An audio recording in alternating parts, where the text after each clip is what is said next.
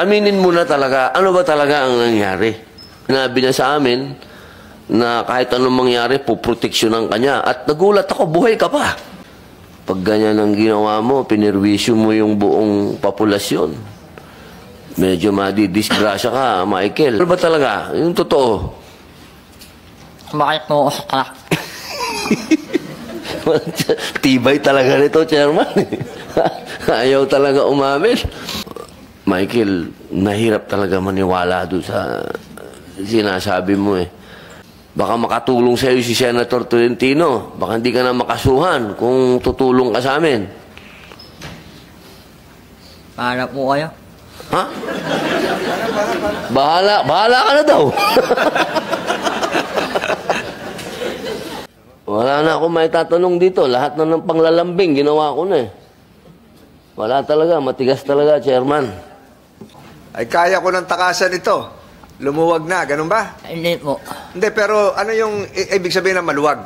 Wala pong babantay na mga yun sa loob. Wala pong email. Sa loob ng? Sa maximum po, wala pong email. Hanggang ngayon? Hindi ko lang po alam. Ba't siya ka ba nakalagay ngayon? Sa alihip po. Okay, so noon, ilang linggo yon na walang keeper? Mga 2 linggo na po muna email nun eh. So meron ka ba, di ba, tinanong kita nung huling hearing kung nag-usap-usap kayo na pupuga kayo, sabi mo may mga narinig ka rin nag-uusap-usap, mahiwaga. Yung ba kaya ang dahilan, kaya nag-isip yung iba na madaling tumakas, ay wala na keeper? Hindi po. Hindi. Pero pinanindigan mo ba yung sinabi mo noon na may mga nag-usap-usap ding iba na kaya natin tumakas dito? Na nag-usap-usap kayo, may narinig ka, yung iba hindi nakabalik, yung iba... Opo, meron po. Meron po na makwento na mahiwaga na po yung maximum. Na mahiwaga? Opo. Mahiwaga na yung maximum. Opo, yung iba lang po nakakakas, kaya hindi na po nakakabalik. Meron mga nakatakas, di na nakabalik? Opo.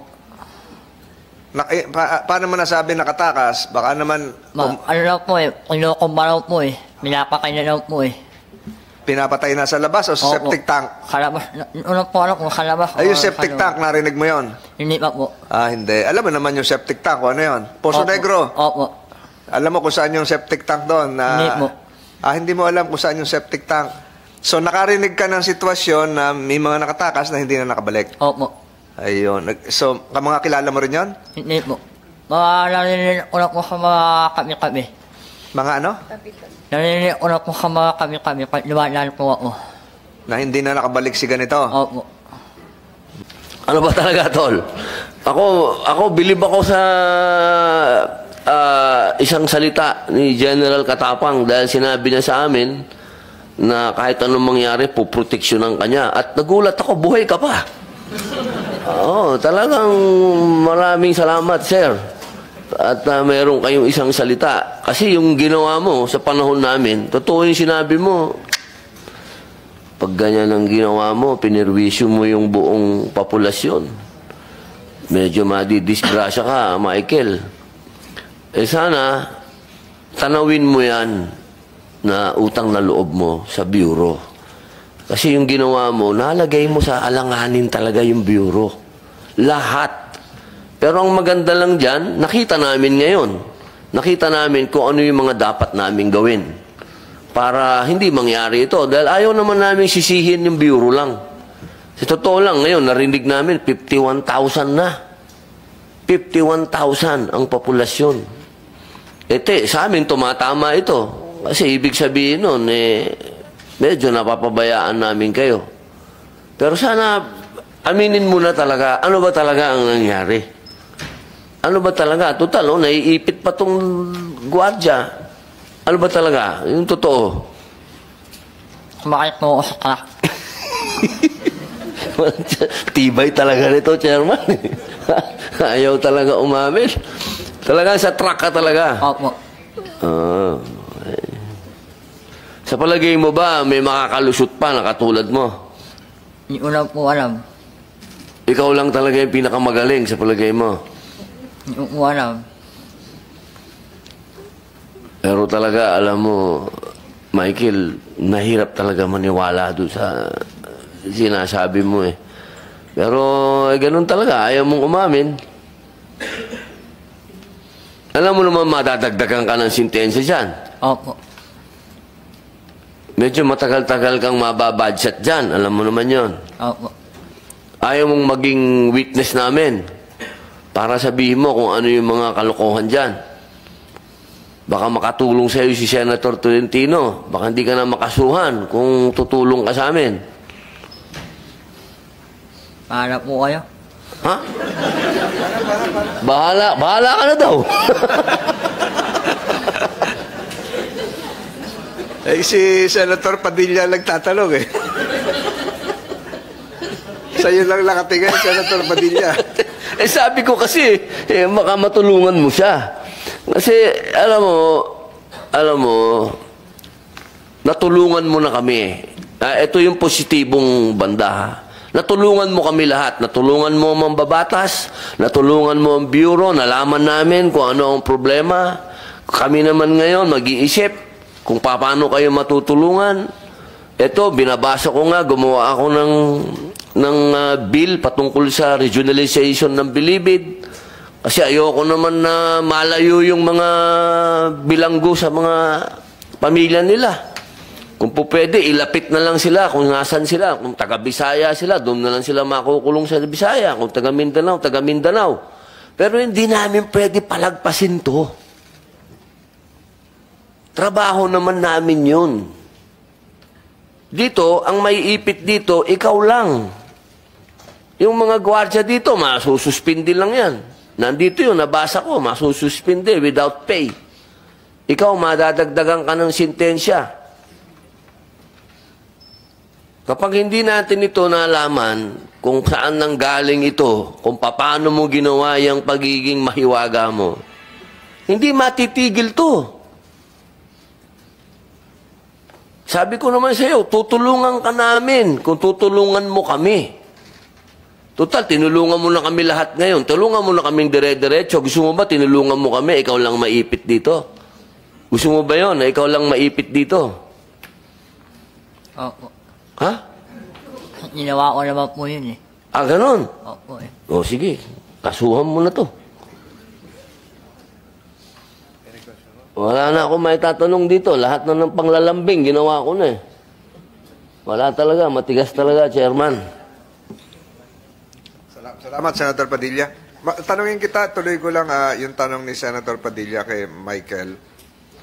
Noong ikaw ay sinuspinde na hindi pwede lumabas dahil sinabihan ka ng bantay pinto na hindi ka pwedeng daw lumabas kasi may ginawa kang pagkakamali. Ano yun? Paki-mic. Dahil lang pong ulahalayakan. Dahil sa? Makulit daw po ako. Makulit? Opo. Aba, anong kakulitan mo naman na ano? Hindi lang po sumusunod. Hindi ka sumusunod. So, Opo. pinagbawal ka na lumabas sa iyong selda. So, hindi ka na pwedeng lumabas. E paano, kahit noong July 7, bawal ka rin lumabas sa dormitoryo. E paano ka nakalabas doon sa dormitoryo para tumulong doon sa pag-akyat ng basura at pagdaan ng Kiko King? Kiko King ba yun? Mang Kiko, yung Kiko L300, pagdaan, nakitulong ka pa, nakatago ka sa likod. Di ba, pinagbawalan ka na ng bantay pinto? Opo. O, paano mo nagawa yan? Sinabi na ng bantay pinto, bawal ka lumabas. May lalaw po kasi nun eh. Meron po kasi pasok lalaw nun eh. Meron po lalaw ka loob nun. May dalaw. Ito yung sinasabi mo noon na sumabay ka, gano'n. Meron po kasi lalaw nun eh. Kaya po medyo marami pong tao sa Mayala. So, nakalabas ka, ito Opo. na yung sinabay mo yung sinasabi mo sa truck. Opo. Ikaw ba ay, totoo ba na yung mga binanggit mo ngayon, inuulit mo ngayon, binanggit mo noon, ikaw ay dumaan sa isang polygraph test ng National Bureau of Investigation? Alam mo yung polygraph, yung mga may nilalagay-lagay dito habang nagsasalita ka, tinatanong ka kung nagsasabi ka ng totoo. Opo. Kailan yun? So, kung hindi mo matandaan, hindi naman siguro kahapon yon. Hindi po. So, saan ginawa yon? Sa maximum po. So, pumunta ang NBI sa'yo. Opo. O, pagkatapos nung polygraph test, anong sabi sa'yo ng NBI? Wala po. Wala. Hindi na pinakita sa'yo resulta. Hindi na po. NBI, NBI sir, the Chief of the Photography and Publication Laboratory Division. Yes, sir. We also have Photography and Publication Laboratory Division, Photographer 2, Dr. Roland Demetria. Tiga Pangasinan ka ba? Yes, Your Honor. I'm from Binalon and Pangasinan. Ano mo si Assemblyman Demetria no araw? Assemblyman Dimitri is my uncle, sir. Kaibigan ng tatay ko. Ikaw, Mr. Facultad, taga-NBI din. Anong pana kayo, di ba? Yes, Your Honor. Isa lang siguro. Kung sino, magtulungan na lang kayo. Apparently, records will show that Mr. Michael Cataroha underwent a polygraph test. And can you provide this committee, can you reiterate before this committee the findings coming out of that polygraph test? You have the floor. Your Honor, I will inform the Chief of the Polygraph Division of the outcome of their findings regarding the polygraph examination of Michael Cataroha, Your Honor. You will inform? Yes, sir, and get a copy and submit before this No, we have honorable committee. You provided the Board of Inquiry, the National Bureau of Investigation, provided the Board of Inquiry the results of the polygraph test. Are you aware of that? No, Your Honor, I'm with the Photography and Publication Laboratory Division. Kasi lumalabas na mayroong polygraph report 203-40 na to your general knowledge na lang ito. Lumalabas, the results of the polygraph tungkol kay Michael Cataroha, no specific reactions indicative of deception. Ang tanong sa kanya, totoo ba lahat ng salaysay mo sa imbis? Ano po ibig sabihin sa inyong pagkakaalam na no specific reactions indicative of deception? Your Honor, sir, my expertise is on photography, sir. Photography. Pero dito sa lumalabas nito, no specific reactions indicative of deception, parang hindi naman siya, parang nang nagsasabi siya ng totoo. Walang deception eh.